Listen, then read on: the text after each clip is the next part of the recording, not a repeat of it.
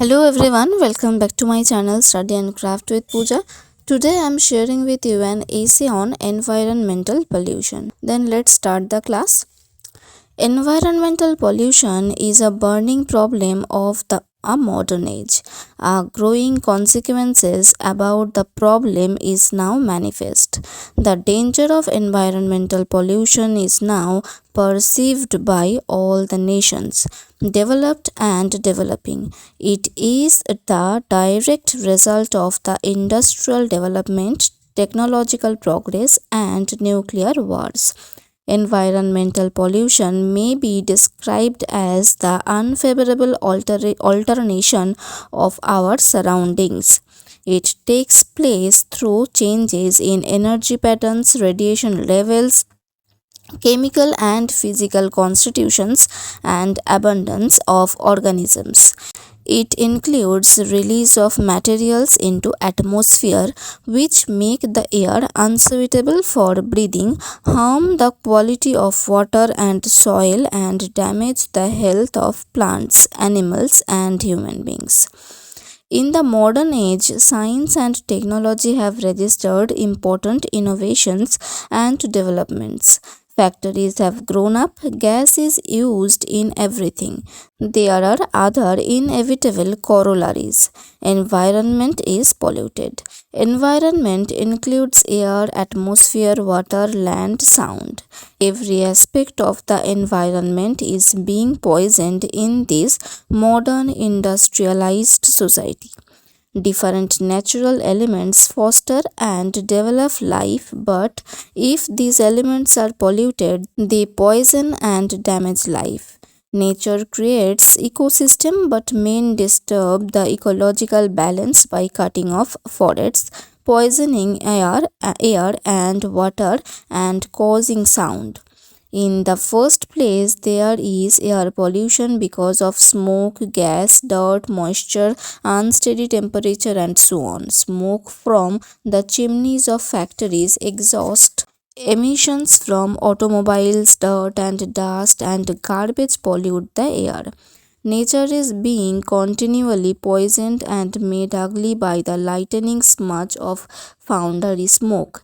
There are nuclear explosions which infect the air with poisonous chemicals.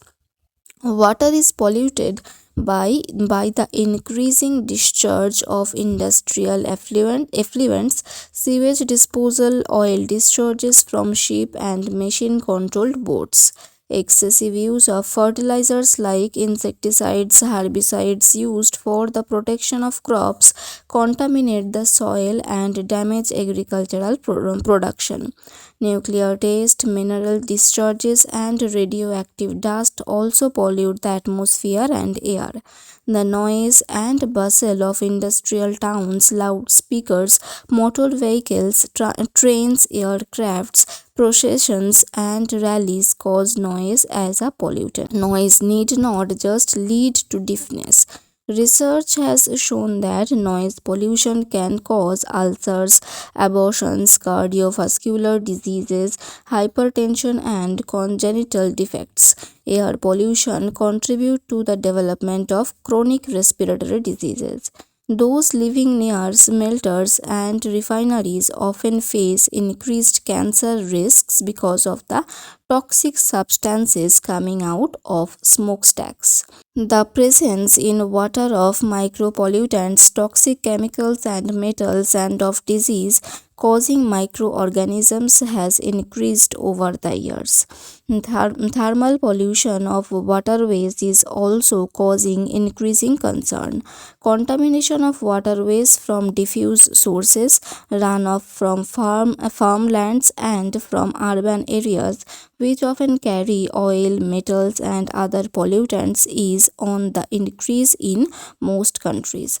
Acids and heavy metals falling with the rain constitute additional sources of water degradation. Soil pollution results from the disposal of solid and semi-solid wastes from agricultural work and from insanitary habits. Soil is heavily polluted by harmful materials and organisms which enter the food chain or water and are consequently ingested by man. The bacteria which are transmitted from air to soil infect man, causing bacillary dysentery, cholera, typhoid, etc. Flies which breed or get in contact with the contaminated soil become carriers of disease organisms. It is said that many chemicals are continually discharged in the air and poison nature. Deforestation is another cause of eco-suicide. The first and important cause of pollution is growing pollution. The earth is now crowded with people and all of them consume resources and create wastes. If the per capita amounts of pollutants and wastes were to remain constant, the residue loading of environment would rise precisely in relation to growth of pollution. Another important factor is the rapid industrialization and haphazard urbanization all over the world. Modern technology causes materials to be removed from the limited geological deposits or from living systems to be eventually discharged as wastes.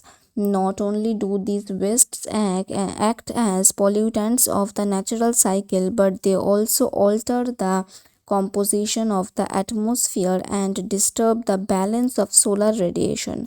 Thus, man's industrial activities add more stress to the biosphere. Haphazard urbanization makes it quite difficult to provide and maintain the required civic amenities. Some cities have become so large and so crowded that the municipalities fail to maintain the sewage, provide clean drinking water, and adequate garbage removal facilities.